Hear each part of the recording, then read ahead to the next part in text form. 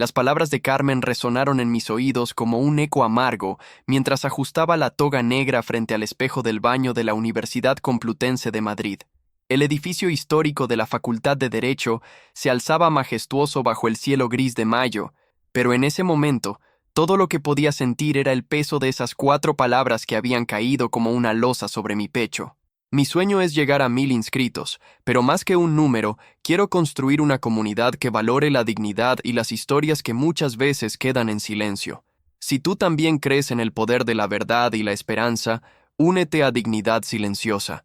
Suscríbete ahora y acompáñame en este camino para hacer que cada voz sea escuchada. Juntos podemos lograrlo. Había tardado 6 años en llegar hasta aquí. 6 años trabajando como camarera en el bar de mi tío Miguel por las noches, estudiando hasta las tantas con libros prestados y fotocopiados, viviendo en una habitación de 8 metros cuadrados en Carabanchel que compartía con una compañera de Extremadura. 6 años de bocadillos de mortadela para cenar y de contar cada euro que gastaba en transporte. Carmen, en cambio, había terminado su carrera en Administración de Empresas en una universidad privada de Pozuelo de Alarcón en 4 años. Sus padres, los hermanos exitosos de mi madre, le habían pagado no solo la matrícula, sino también un piso en el centro, un coche nuevo y todos los caprichos que una joven de 22 años podía desear. Siempre había sido la niña perfecta de la familia, rubia, delgada, con ropa de marca y una sonrisa que derretía a todos los adultos en las reuniones familiares. Mientras me dirigía hacia el aula magna, recordé la conversación que habíamos tenido apenas 1 hora antes en el patio de la facultad. Carmen había llegado acompañada de sus padres, mi tía Cristina y mi tío Fernando, vestidos con trajes elegantes que probablemente costaban más que todo mi armario junto. Mi madre, María, había venido sola desde nuestro pequeño pueblo en Castilla-La Mancha, con el mismo vestido negro que se ponía para las ocasiones especiales, el que había comprado en rebajas hace 3 años. Carmen había observado a mi madre con una mezcla de superioridad y lástima que me había revuelto el estómago. Cuando mi madre mencionó orgullosa que yo había conseguido una beca para hacer un máster en Derecho Internacional, Carmen había soltado esa frase envenenada con una sonrisa que no llegaba a sus ojos. Eso es de pobres, prima. La gente con dinero no necesita becas. El silencio que siguió fue ensordecedor.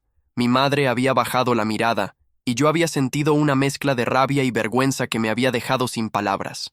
Mi tía Cristina había intentado suavizar el momento con una risa nerviosa, pero el daño ya estaba hecho.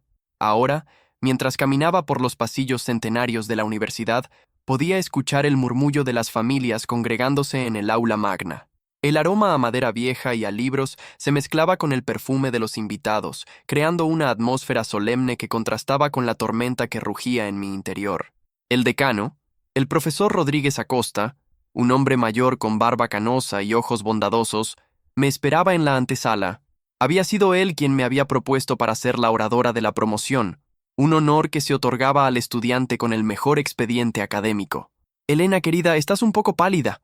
¿Te encuentras bien?», me preguntó con genuina preocupación. «Estoy nerviosa, profesor. Es normal, supongo», respondí, intentando esbozar una sonrisa convincente. «Recuerda lo que hemos hablado», dijo, poniéndome una mano paternal en el hombro. «Tu historia es inspiradora. Has demostrado que el talento y la perseverancia pueden superar cualquier obstáculo.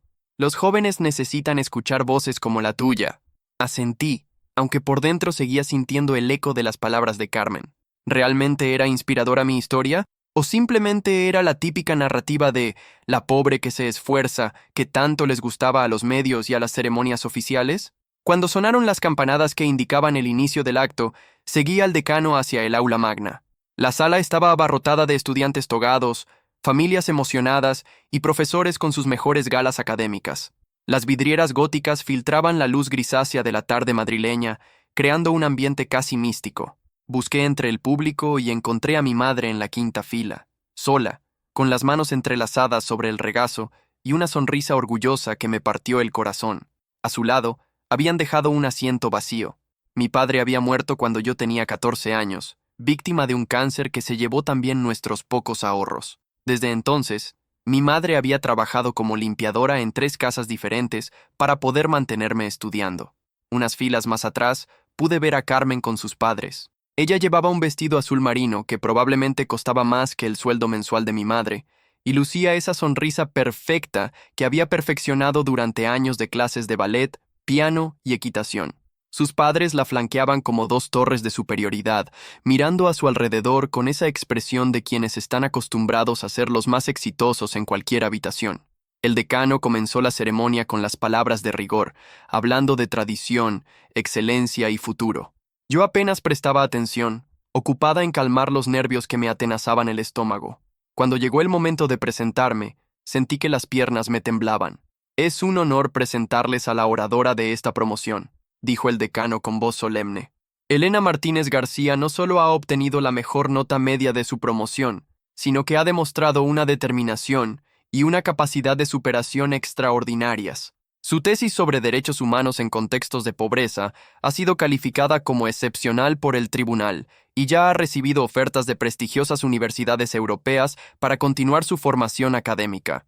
Los aplausos llenaron el aula mientras me dirigía hacia el pódium. Podía sentir cientos de ojos clavados en mí, pero solo me importaban dos pares, los de mi madre, brillantes de orgullo y lágrimas contenidas, y los de Carmen, que me observaba con una expresión que no pude descifrar del todo, mezcla de sorpresa y algo que podría haber sido envidia. Coloqué mis notas sobre el atril, aunque sabía que no las necesitaría. Había ensayado ese discurso cientos de veces, pero ahora tenía algo diferente que decir. Las palabras de Carmen habían encendido algo en mi interior, una llama que llevaba años tratando de ignorar. Queridos compañeros, familias, profesores, comencé, mi voz resonando clara y fuerte en el silencio expectante. Hace unas horas, alguien me dijo que las becas son de pobres, que solo las necesitan quienes no tienen dinero. Y tienen razón. Un murmullo recorrió el aula. Pude ver a Carmen enderezarse en su asiento, con los ojos abiertos como platos. Mi madre me miraba con preocupación, sin entender hacia dónde me dirigía. «Soy pobre», continué, sintiendo cómo cada palabra liberaba un peso que había cargado durante años. Vengo de una familia pobre, de un pueblo donde la universidad era un sueño lejano para la mayoría de nosotros. Mi madre limpia casas ajenas para que yo pudiera estudiar. He trabajado noches enteras sirviendo copas para pagar mis libros. He vivido con 8 euros en el bolsillo durante semanas enteras. El silencio era absoluto ahora. Podía escuchar mi propia respiración amplificada por los micrófonos. Pero estoy aquí. Estoy aquí porque la pobreza no define nuestras capacidades, sino nuestras circunstancias. Estoy aquí porque una beca no es solo una ayuda económica, es una oportunidad. Es la sociedad diciendo, creemos en ti, creemos en tu potencial y vamos a invertir en tu futuro. Vi a mi madre llevarse una mano al pecho, con lágrimas corriendo libremente por sus mejillas. Varios profesores asentían con aprobación y pude notar cómo algunos estudiantes se removían emocionados en sus asientos. Durante estos 6 años he aprendido más que derecho. He aprendido que el valor de una persona no se mide por el dinero en su cuenta bancaria, sino por su carácter, su determinación y su capacidad de levantarse cada vez que cae. He aprendido que la verdadera riqueza no está en lo que posees, sino en lo que eres capaz de dar. Busqué la mirada de Carmen. Ella había palidecido considerablemente y mantenía la vista fija en sus manos. Sus padres intercambiaron miradas incómodas, claramente reconociendo las palabras de su hija en mi discurso. Mis compañeros que vienen de familias acomodadas no son mejores ni peores que yo por ello, pero yo no soy inferior a ellos por venir de donde vengo. El privilegio no es malo en sí mismo, pero sí lo es la arrogancia que a veces lo acompaña. La verdadera elegancia está en reconocer nuestras ventajas y usarlas para construir un mundo más justo. Los aplausos comenzaron tímidamente, pero pronto se convirtieron en una ovación que llenó toda el aula. Mi madre lloraba abiertamente ahora, y pude ver a varios padres y estudiantes de pie, aplaudiendo con fervor. Así que sí, las becas son de pobres, y me enorgullezco de haberla necesitado, porque me ha enseñado el verdadero valor del esfuerzo y la oportunidad. Me ha recordado que debemos tender la mano a quienes vienen detrás, que debemos construir escaleras para que otros puedan subir. Cuando terminé mi discurso, la ovación fue ensordecedora. Profesores, estudiantes y familias se pusieron de pie en un reconocimiento que me emocionó hasta las lágrimas. Pero lo que más me importaba era la expresión de mi madre, pura admiración y un orgullo tan profundo que parecía iluminarla desde dentro. Después de la ceremonia, mientras las familias se mezclaban en el patio para las fotografías y felicitaciones, vi a Carmen acercarse a mí, Había perdido esa sonrisa perfecta que siempre llevaba puesta, y por primera vez en años parecía genuinamente humana. Elena, yo quería pedirte disculpas, dijo en voz baja, evitando mi mirada. Lo que dije antes fue horrible. No tenía derecho a hablar así. La miré durante un largo momento. Podría haberla humillado, podría haberle devuelto el dolor que me había causado, pero ya no sentía rabia. Solo sentía una extraña mezcla de pena y comprensión. Carmen, todos decimos cosas de las que nos arrepentimos, respondí finalmente. Pero espero que entiendas que las palabras tienen peso, especialmente cuando vienen de la familia. Ella asintió, con lágrimas en los ojos. Tu discurso fue increíble, y tienes razón. He sido una privilegiada toda mi vida, y nunca me había dado cuenta de lo arrogante que sonaba. El privilegio no es malo, Carmen. Lo malo es no reconocerlo y usarlo para hacer daño a otros. Nos quedamos un momento en silencio, observando a las familias celebrando a nuestro alrededor. Niños correteando entre las togas, abuelos orgullosos tomando fotos con teléfonos móviles que apenas sabían manejar, padres abrazando a sus hijos graduados con una emoción que trascendía cualquier diferencia social. ¿Crees que podríamos empezar de nuevo?, me preguntó Carmen con una vulnerabilidad que nunca le había visto. Podemos intentarlo, respondí, y por primera vez en años, su sonrisa me pareció genuina. Mi madre se acercó entonces, seguida de cerca por mis tíos. Tía Cristina parecía avergonzada, mientras que tío Fernando mantenía esa expresión rígida que adoptaba cuando se sentía incómodo. «Hija mía», dijo mi madre, abrazándome con una fuerza que me cortó la respiración. «Estoy tan orgullosa de ti, no solo por tus notas o tu discurso, sino por la mujer en la que te has convertido. Gracias, mamá, por todo. Sin ti, nada de esto habría sido posible». Tía Cristina se acercó entonces, con los ojos enrojecidos. «Elena, querida, quiero pedirte perdón. Carmen nos contó lo que pasó y... Bueno, creo que todos hemos aprendido algo hoy». Tío Fernando carraspeó incómodo.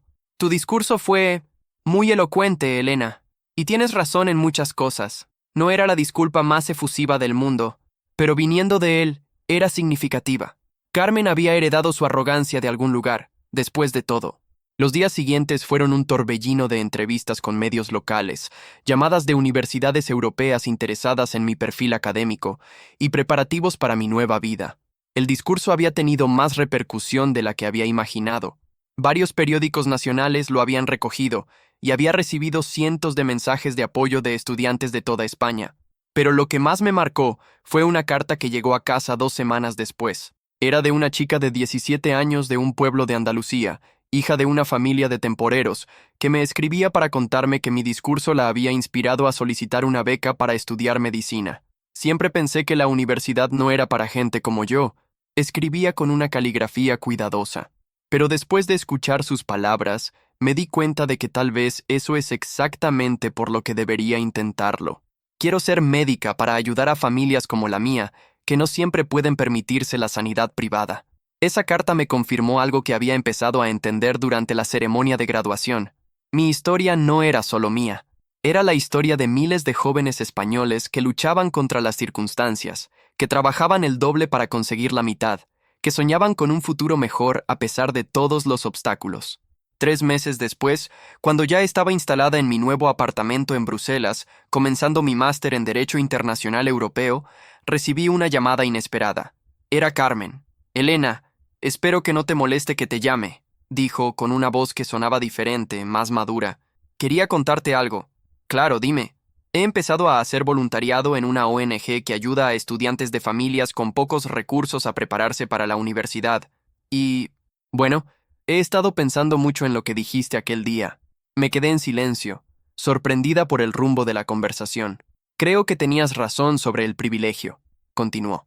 «Toda mi vida he tenido todo servido en bandeja, y nunca me había parado a pensar en lo que eso significaba. He conocido a chicos increíbles, con un talento y una determinación que me dejan sin palabras, pero que necesitan ayuda para acceder a oportunidades que yo siempre di por sentadas. Me alegra escuchar eso, Carmen, de verdad. Hay una chica en particular, se llama Lucía. Me recuerda mucho a ti a su edad. Es brillante, pero su familia apenas puede pagar los libros de texto. Le estoy ayudando a solicitar becas, y cada vez que la veo estudiar con esa determinación, pienso en ti y en todo lo que tuviste que pasar». La conversación duró casi 1 hora. Carmen me contó sobre su trabajo en la ONG, sobre cómo había comenzado a cuestionar muchas de sus creencias y privilegios, sobre cómo estaba tratando de usar su posición acomodada para crear oportunidades para otros. No estoy tratando de redimirme por lo que dije aquel día, aclaró hacia el final. Eso fue imperdonable, pero sí estoy tratando de ser una mejor persona, y gran parte de eso te lo debo a ti. Cuando colgué el teléfono, me quedé mirando por la ventana de mi apartamento en Bruselas. La ciudad bullía de actividad, con estudiantes de toda Europa corriendo hacia sus clases, diplomáticos caminando hacia el Parlamento Europeo, y turistas admirando la arquitectura medieval. Era un mundo completamente diferente al pueblo de Castilla-La Mancha donde había crecido, pero llevaba mis raíces conmigo como una insignia de honor. Esa noche escribí un largo email a mi madre, contándole sobre mi nueva vida, mis estudios y la conversación con Carmen. Al final, añadí una reflexión que había estado madurando en mi mente durante semanas. Mamá, he estado pensando mucho en el día de mi graduación, en las palabras de Carmen y en todo lo que ha pasado desde entonces. Creo que ella tenía razón en algo.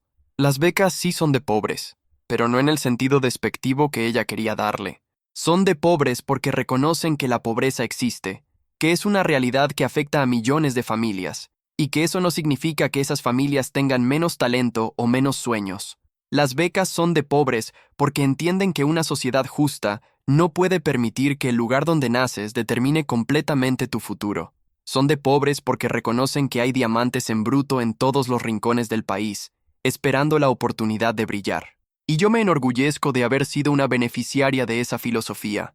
Me enorgullezco de representar a todas esas familias que trabajan el doble para que sus hijos puedan estudiar. Me enorgullezco de ser la voz de quienes a veces no tienen voz en ciertos espacios. Cuando termine este máster y regrese a España, quiero dedicar parte de mi carrera a expandir estas oportunidades. Quiero que ningún niño brillante tenga que renunciar a sus sueños por falta de recursos. Y quiero que cuando alguien diga, eso es de pobres, la respuesta sea, exactamente, y por eso es tan importante. La respuesta de mi madre llegó al día siguiente, llena de errores de ortografía que me hicieron sonreír y de un amor que trascendía cualquier barrera educativa o social. Hija mía, no sé escribir tan bonito como tú, pero sé que tu padre estaría orgulloso de verte así. Siempre supe que eras especial, no por las notas, sino por tu corazón. Me alegra ver que el éxito no te ha cambiado, que sigues siendo la misma Elena que se preocupaba por sus compañeros de clase y que siempre quería ayudar a los demás. Haz lo que sientes que tienes que hacer, mi amor. Yo siempre estaré aquí para apoyarte, igual que tú siempre estuviste ahí para apoyarme a mí. 6 meses después, cuando regresé a Madrid para las vacaciones de Navidad, me encontré con una sorpresa en la estación de Atocha. Carmen estaba allí, esperándome con un ramo de flores y una sonrisa que ya no tenía nada de artificial. ¿Qué haces aquí?, le pregunté, genuinamente sorprendida.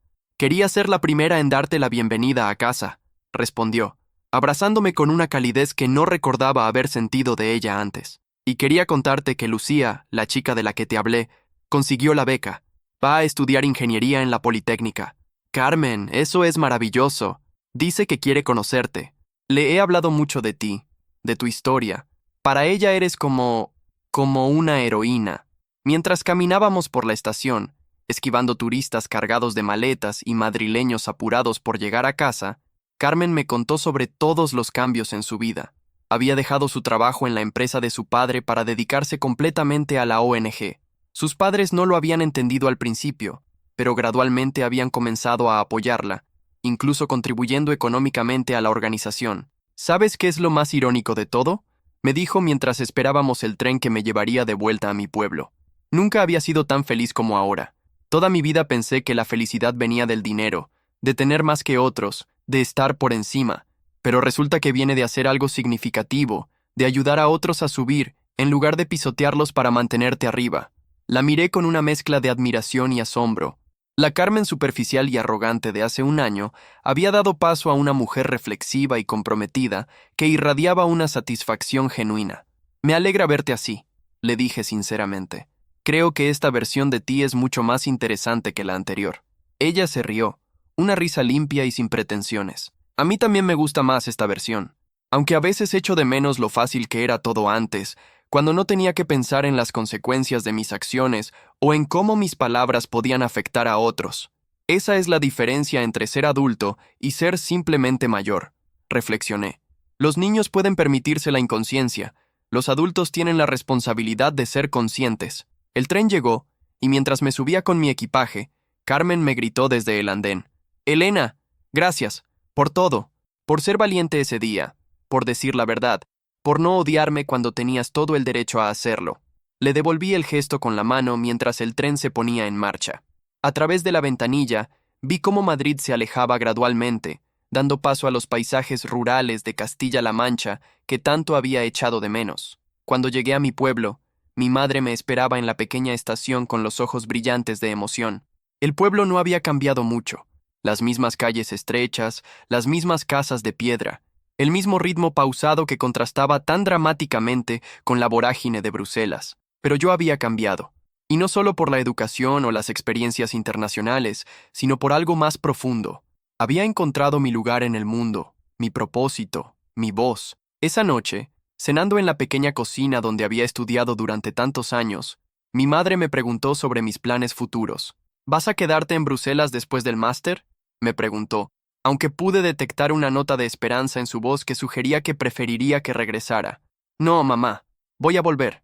España es mi hogar, y aquí es donde puedo hacer más diferencia. Sus ojos se iluminaron, pero trató de mantener una expresión neutra. ¿Y qué vas a hacer? Estoy planeando crear una fundación, le dije, sintiendo cómo la idea tomaba forma final en mis palabras. Una organización que conecte a estudiantes brillantes de familias con pocos recursos con mentores, becas y oportunidades. Quiero que ningún joven tenga que elegir entre sus sueños y las limitaciones económicas de su familia. ¿Y cómo vas a hacer eso? Una fundación debe costar mucho dinero. Sonreí, pensando en todas las conversaciones que había tenido durante los últimos meses con profesores, empresarios y políticos que había conocido en Bruselas. Ya tengo algunos contactos interesados en financiarla, y curiosamente, los tíos Fernando y Cristina quieren ser los primeros donantes importantes. Mi madre casi se atraganta con el vaso de agua. ¿En serio? Carmen los convenció. Aparentemente el cambio en ella los hizo reflexionar sobre sus propias prioridades. Quieren usar parte de su riqueza para crear oportunidades en lugar de simplemente acumularla. Pasamos el resto de la noche hablando sobre planes, sueños y posibilidades. Mi madre, que nunca había terminado ni siquiera la educación secundaria, me hacía preguntas sorprendentemente perspicaces sobre logística, sostenibilidad y impacto social. Me recordó, una vez más, que la inteligencia no tiene nada que ver con los títulos académicos. Al día siguiente, mientras paseaba por las calles familiares de mi infancia, me crucé con varios conocidos que me pararon para felicitarme por mis logros. Algunos lo hacían con genuina alegría, otros con esa mezcla de admiración y resentimiento que a veces genera el éxito de alguien cercano. Doña Carmen, la antigua profesora de lengua del instituto, me paró frente a la panadería. Elena, hija, he visto lo que dijiste en esa graduación por internet. Mi nieta me enseñó el vídeo, me dijo con los ojos humedecidos. Qué orgullosa debe estar tu madre. Y qué orgullosos estamos todos en el pueblo. Gracias, doña Carmen. Usted también fue importante en mi educación. Recuerdo cómo me animaba a participar en los concursos de redacción. Siempre supe que llegarías lejos, pero no solo por ser inteligente, sino por tener buen corazón. Eso es lo que más me gusta de todo esto. Que no te has olvidado de dónde vienes ni de quién eres. Esa conversación, como tantas otras durante mi estancia en el pueblo, me confirmó algo fundamental. El éxito verdadero no se mide solo por los logros personales, sino por cómo esos logros pueden inspirar y ayudar a otros. Una semana antes de regresar a Bruselas para terminar mi máster, recibí una llamada que cambiaría el rumbo de mis planes. Era del Ministerio de Educación. Querían ofrecerme un puesto como asesora en políticas de becas y acceso a la educación superior. Señorita Martínez, me dijo la directora general por teléfono, su perfil es exactamente lo que necesitamos. Alguien que entienda el sistema desde dentro, que haya vivido en primera persona los desafíos que enfrentan los estudiantes de familias con pocos recursos. La oferta era tentadora. Un buen salario, la oportunidad de influir en políticas públicas a nivel nacional, un despacho en el corazón de Madrid, pero también significaría posponer indefinidamente mis planes de crear la fundación. ¿Puedo pensarlo?, pedí, necesitando tiempo para procesar la propuesta. Por supuesto, pero espero que considere seriamente la oportunidad. Creemos que podría hacer un impacto real en la vida de miles de jóvenes españoles. Esa noche llamé a Carmen para pedirle consejo. Nuestra relación había evolucionado hasta convertirse en una amistad genuina, y valoraba su perspectiva práctica.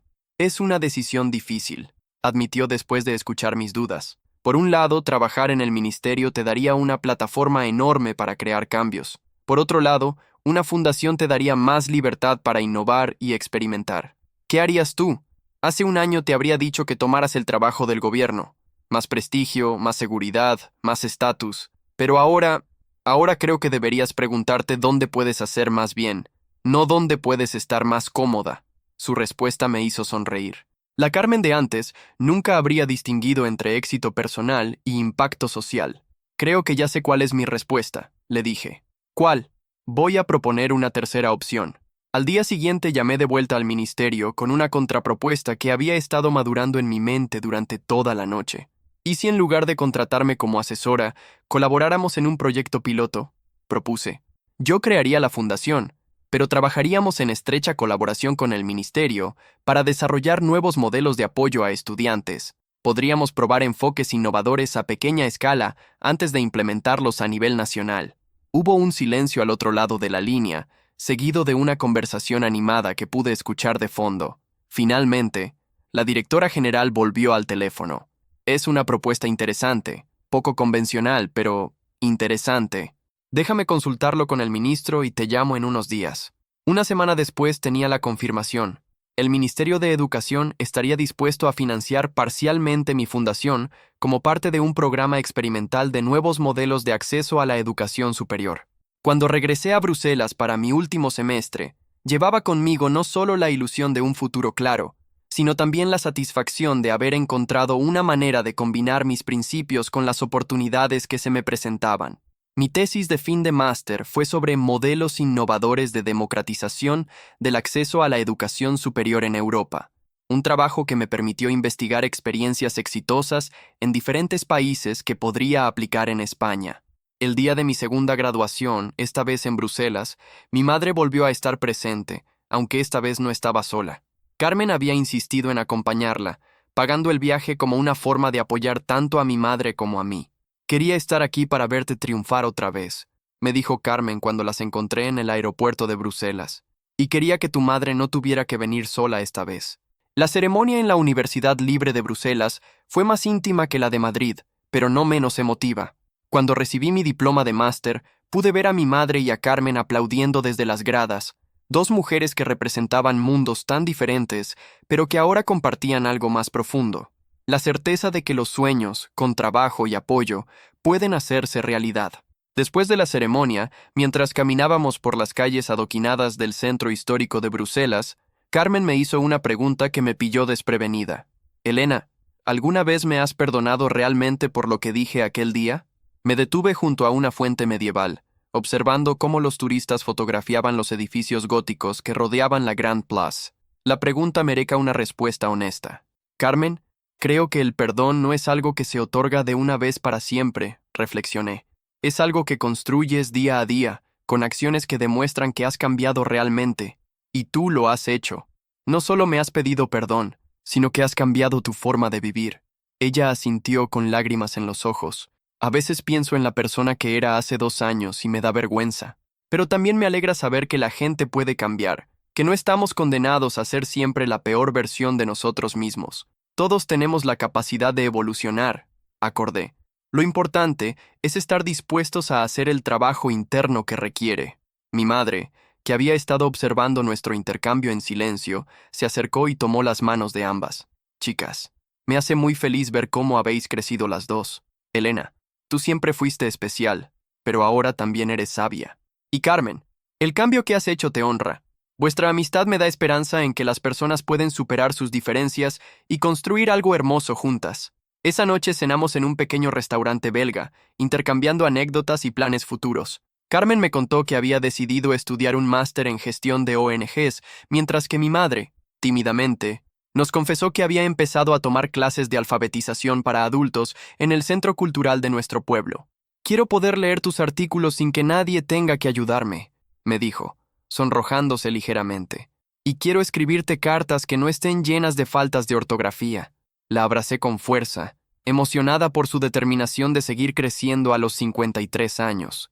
2 meses después, de vuelta en Madrid, inauguré oficialmente la Fundación Puentes de Esperanza, en un acto al que asistieron el ministro de Educación, varios rectores universitarios y, sorprendentemente, una gran cantidad de jóvenes estudiantes de instituto de toda España que habían viajado especialmente para el evento. El local que habíamos alquilado en el barrio de Malasaña bullía de actividad.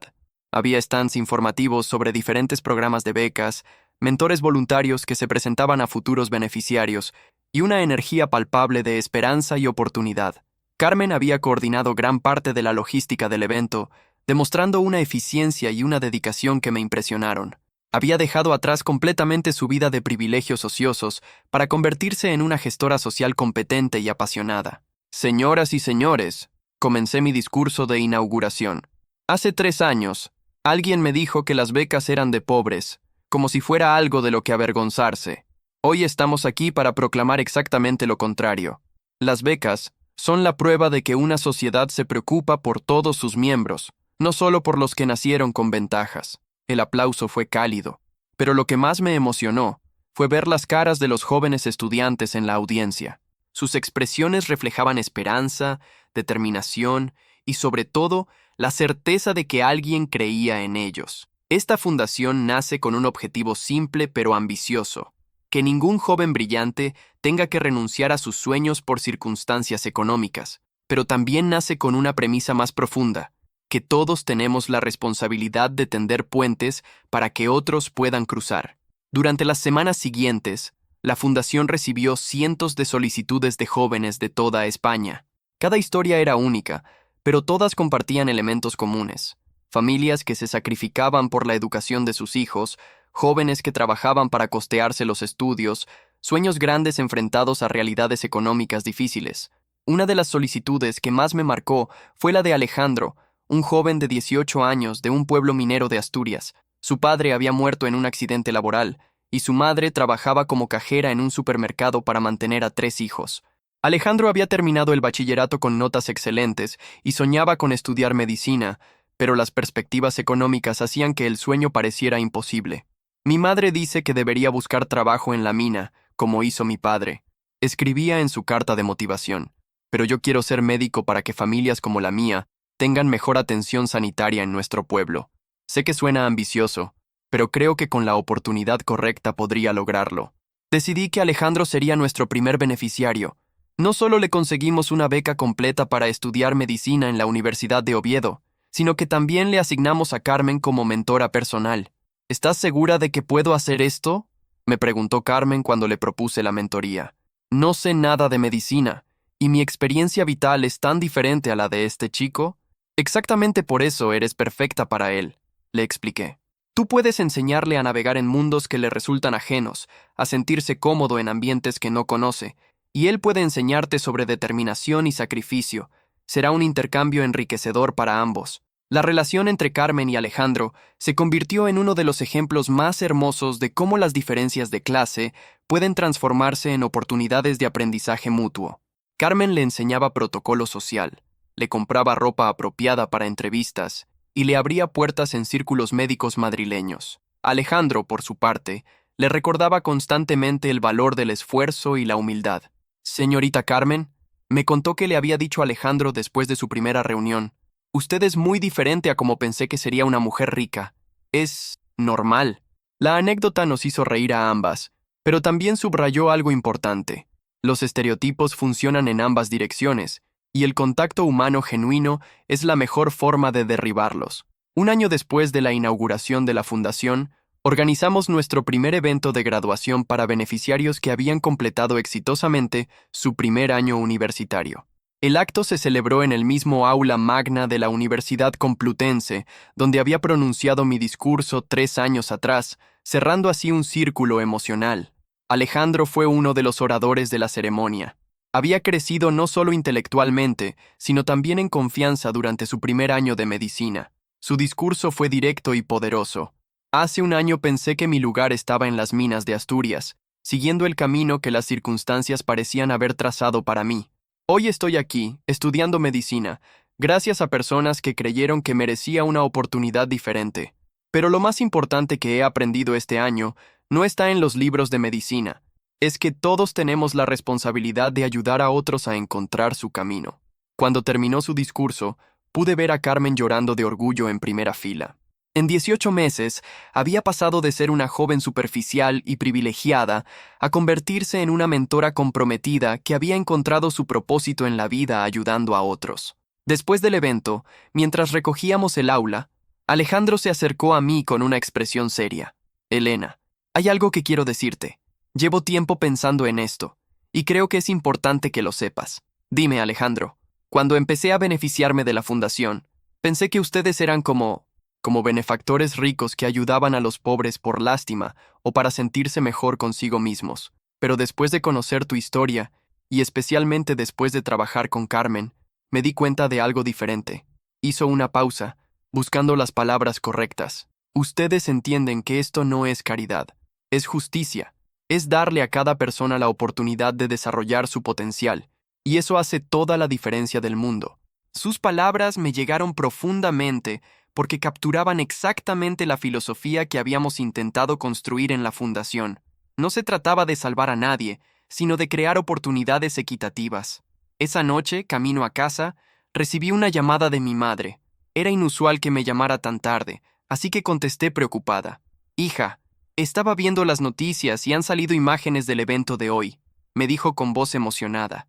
Ver a todos esos jóvenes, escuchar sus historias, me has hecho tan feliz. Tu padre estaría orgulloso. Gracias, mamá. ¿Cómo van tus clases de alfabetización? Muy bien. De hecho, tengo una sorpresa para ti.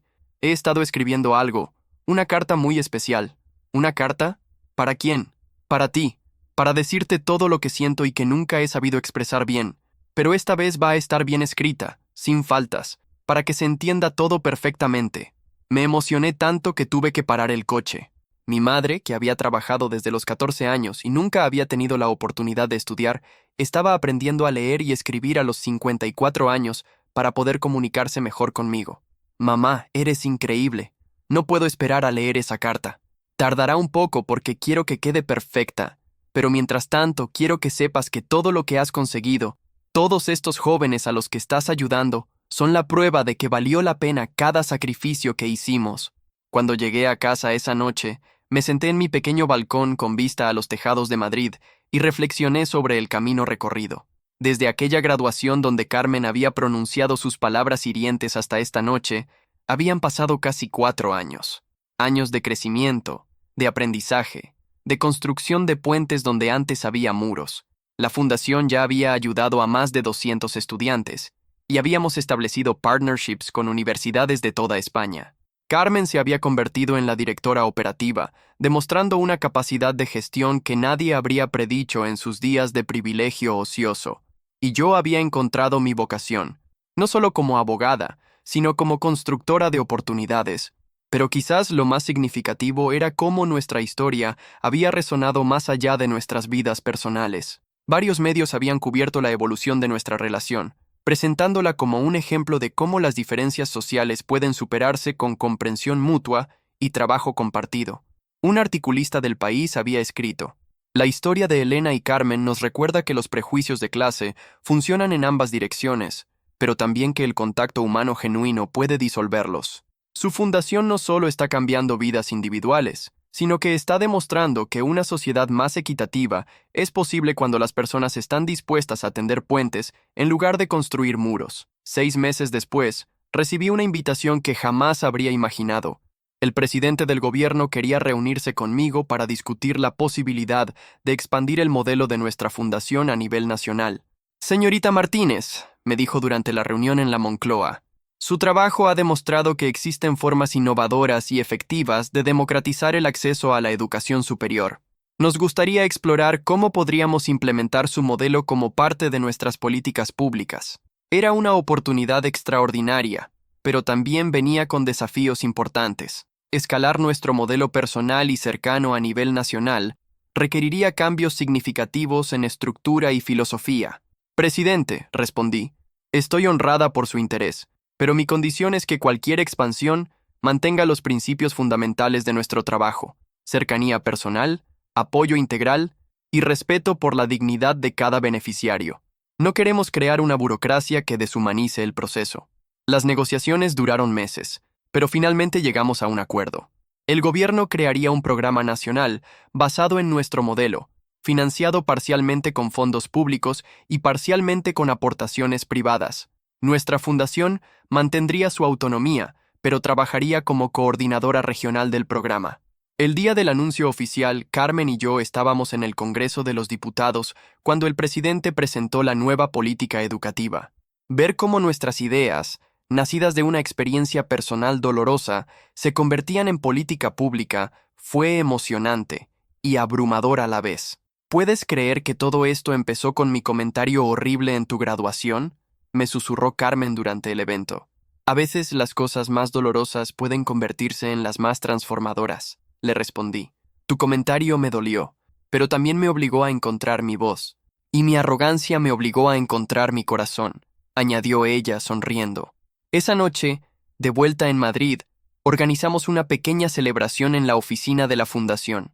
Estaban presentes algunos de nuestros primeros beneficiarios, ahora convertidos en mentores voluntarios para las nuevas generaciones, varios miembros del equipo, y por supuesto, mi madre, que había viajado especialmente para la ocasión.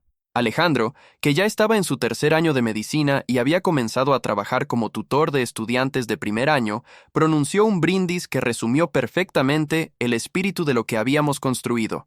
Brindo por Elena, que nos enseñó que nuestros orígenes no definen nuestros destinos.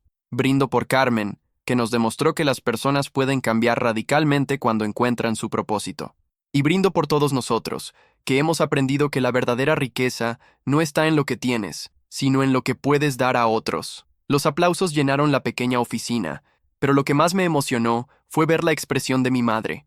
Sus ojos brillaban con un orgullo que iba más allá del éxito profesional. Era el orgullo de ver que los valores que me había inculcado habían florecido en algo que beneficiaba a muchas personas. Después de que se fueron los invitados, me quedé sola en la oficina revisando algunos documentos. En la pared colgaba un marco con una frase que había escrito el día que inauguramos la fundación. Las becas son de pobres, y eso es precisamente por lo que son tan importantes. Carmen apareció en la puerta con 2 tazas de té. Pensé que podrías necesitar esto, dijo, sentándose frente a mi escritorio. Gracias, ¿sabes? Hay días en que me parece irreal todo lo que hemos conseguido. A mí me pasa lo mismo. A veces pienso en la Elena de hace 4 años, trabajando en el bar de tu tío por las noches, estudiando con libros prestados, y en la Carmen de hace 4 años, preocupada solo por su ropa y sus fiestas. Éramos personas completamente diferentes. ¿Crees que éramos mejores o peores entonces? Carmen reflexionó un momento antes de responder. Creo que éramos incompletas. Tú tenías todo el talento y la determinación, pero te faltaba la plataforma para amplificar tu voz. Yo tenía todos los recursos y las conexiones, pero me faltaba el propósito. Juntas hemos conseguido crear algo que ninguna de las dos podría haber logrado sola. Esa observación me hizo sonreír.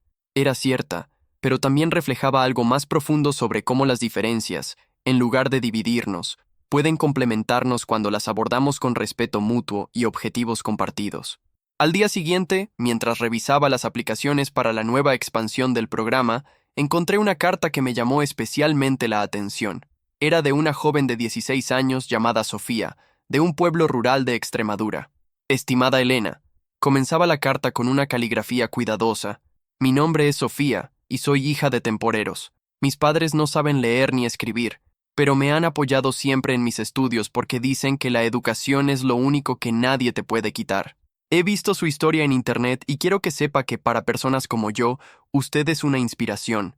No porque haya escapado de la pobreza, sino porque no se ha olvidado de ella. La carta continuaba contando la historia de Sofía. Excelente estudiante, trabajaba los veranos en los campos con sus padres, soñaba con estudiar veterinaria para ayudar a los agricultores de su región. Era, en esencia, mi propia historia repetida en una nueva generación. Quiero ser como usted, terminaba la carta. No solo exitosa, sino útil. Quiero usar mi educación para hacer que la vida sea un poco mejor para las familias como la mía. Esa tarde llamé personalmente a Sofía. Su voz tembló de emoción cuando se presenté, y durante los siguientes 30 minutos compartimos historias, sueños y planes. Cuando colgué el teléfono, sabía que acababa de hablar con alguien que llevaría nuestra misión al siguiente nivel. Carmen, que había escuchado parte de la conversación, me miró con una sonrisa conocedora. Esa chica te recuerda a alguien, ¿verdad? Sí, pero también veo algo diferente en ella. Nosotras tuvimos que descubrir nuestro propósito a través del conflicto y el dolor. Ella ya lo tiene claro desde el principio. Será imparable.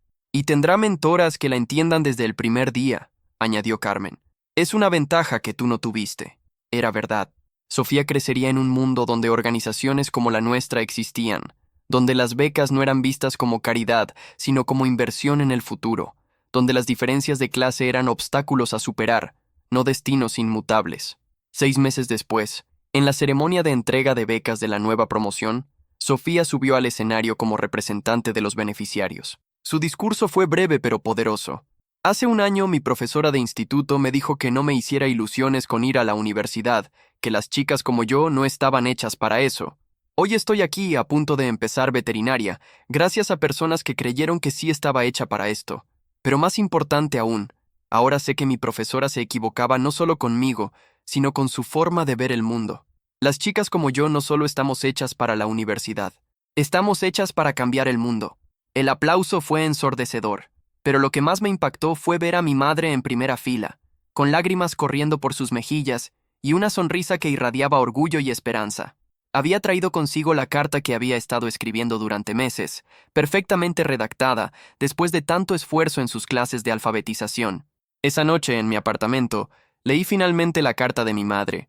Mi querida Elena, he tardado mucho tiempo en escribir esta carta porque quería que estuviera perfecta, como tú, pero he aprendido que la perfección no está en no cometer errores, sino en seguir intentándolo hasta conseguir lo que quieres. Cuando eras pequeña y me decías que querías estudiar en la universidad, yo tenía miedo, no porque no creyera en ti, sino porque sabía lo difícil que sería.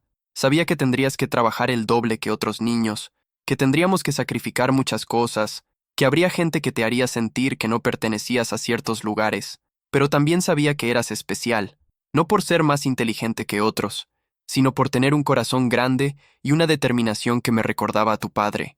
Él siempre decía que los Martínez no se rinden, y tú has demostrado que tenía razón. Ahora veo todo lo que has conseguido y me siento orgullosa, pero no solo de tus éxitos. Me siento orgullosa de que no te hayas olvidado de dónde vienes, de que uses tu éxito para ayudar a otros, de que hayas convertido el dolor en propósito. Y me siento especialmente orgullosa de ver cómo has perdonado a Carmen y cómo habéis construido algo hermoso juntas. Eso me enseña que las diferencias no tienen que dividirnos si las abordamos con amor y comprensión. Gracias por enseñarme que nunca es demasiado tarde para aprender. Estas clases de escritura han sido uno de los regalos más bonitos de mi vida. Poder escribirte esta carta sin ayuda de nadie me hace sentir completa. Te amo más de lo que las palabras pueden expresar, hija mía. Y estoy segura de que tu padre, desde donde esté, está igual de orgulloso que yo. Tu madre que te adora, María. Lloré durante 1 hora después de leer esa carta. No solo por las palabras hermosas de mi madre, sino por todo lo que representaba. El esfuerzo, la determinación, el amor incondicional que había sido la base de todo lo que había conseguido. Al día siguiente, llamé a Carmen para compartir la carta con ella. Su reacción fue inmediata. Elena, tu madre es increíble, y tienes que enmarcar esa carta. Es un tesoro. Ya lo he hecho, le dije, riéndome entre lágrimas. Está colgada junto a mi título universitario. Las dos representan logros que nunca habrían sido posibles sin mucho amor y apoyo. ¿Sabes qué?, dijo Carmen después de un momento. Creo que esa carta resume todo lo que hemos aprendido estos años. Que el amor verdadero no protege de las dificultades, sino que nos da fuerzas para superarlas, y que los logros más importantes son siempre logros compartidos. Tenía razón. Mi graduación había sido mi momento, pero también había sido el momento de mi madre, que había trabajado 3 empleos para hacerlo posible. El éxito de la fundación era nuestro éxito, construido sobre bases de confianza y propósito compartido. Y el crecimiento de Sofía y de todos nuestros beneficiarios era también nuestro crecimiento, porque nos recordaba constantemente por qué hacíamos lo que hacíamos. 5 años después de aquella graduación donde Carmen pronunció sus palabras hirientes, me encontré de nuevo en un pódium universitario. Esta vez era la Universidad de Barcelona, donde había sido invitada a pronunciar la conferencia magistral en el Día Internacional de la Educación. El aula estaba llena de estudiantes, profesores, padres y representantes de organizaciones sociales de toda Cataluña. En primera fila estaban mi madre, Carmen y Sofía, que ya había terminado su 2.º año de veterinaria con notas excepcionales. Hace 5 años, comencé. Alguien me dijo que las becas eran de pobres, y tenía razón. Son de pobres porque reconocen que la pobreza existe y que no debe ser una barrera para el desarrollo del potencial humano. Son de pobres porque entienden que una sociedad verdaderamente rica es aquella donde todos sus miembros pueden contribuir con sus talentos. Hice una pausa, buscando las caras familiares en la audiencia. Pero hoy quiero hablar de algo más. Quiero hablar de cómo el dolor puede transformarse en propósito, cómo los conflictos pueden convertirse en oportunidades de crecimiento, y cómo las diferencias pueden ser puentes en lugar de muros. Durante los siguientes 40 minutos conté nuestra historia, la mía, la de Carmen, la de mi madre, la de Sofía y la de cientos de jóvenes que habían encontrado su camino gracias al apoyo de otros. Hablé de segunda oportunidades, de perdón, de la importancia de usar nuestros privilegios para crear oportunidades para otros. El mensaje que quiero dejarles hoy es simple pero poderoso, concluí. Todos tenemos algo que ofrecer, todos tenemos algo que aprender. Las circunstancias de nuestro nacimiento no determinan nuestro destino, pero nuestras acciones sí pueden determinar el destino de otros. Y cuando elegimos tender puentes en lugar de construir muros, cuando elegimos la comprensión sobre el prejuicio, cuando elegimos el propósito compartido sobre el éxito individual, creamos un mundo donde todos podemos florecer. La ovación fue larga y emotiva, pero lo que más me importaba eran las lágrimas de orgullo en los ojos de mi madre, la sonrisa de satisfacción de Carmen y la determinación renovada en la expresión de Sofía. Después del evento, mientras caminábamos por las Ramblas disfrutando del atardecer barcelonés, Sofía me hizo una pregunta que me hizo reflexionar profundamente. Elena, ¿crees que habrías llegado a donde estás si Carmen no hubiera dicho lo que dijo aquel día? Era una pregunta compleja que había evitado hacerme durante años. Es imposible saberlo con certeza, respondí finalmente, pero creo que su comentario me obligó a encontrar mi voz de una manera que tal vez no habría sucedido de otra forma. A veces necesitamos que alguien nos empuje, incluso de manera dolorosa, para descubrir de qué estamos realmente hechos. Carmen, que caminaba junto a nosotras, intervino. Y yo nunca habría encontrado mi propósito si no hubiera tenido que enfrentar las consecuencias de mis palabras y acciones. A veces el crecimiento viene del dolor, pero también de la disposición a cambiar cuando nos damos cuenta de que estamos equivocados. Mi madre, que había estado escuchando en silencio, añadió con la sabiduría que solo dan los años y la experiencia.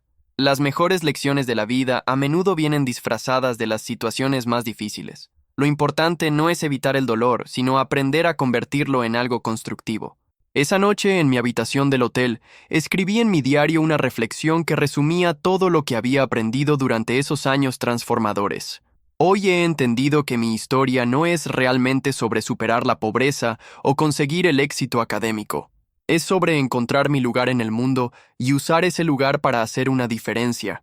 Es sobre aprender que los obstáculos pueden convertirse en oportunidades, que los enemigos pueden convertirse en aliados y que nuestras heridas más profundas pueden convertirse en fuentes de fortaleza para otros. Carmen ya no es la prima arrogante que me hirió con sus palabras. Es una compañera de misión que ha encontrado su propósito en ayudar a otros. Mi madre ya no es solo la mujer que se sacrificó por mi educación.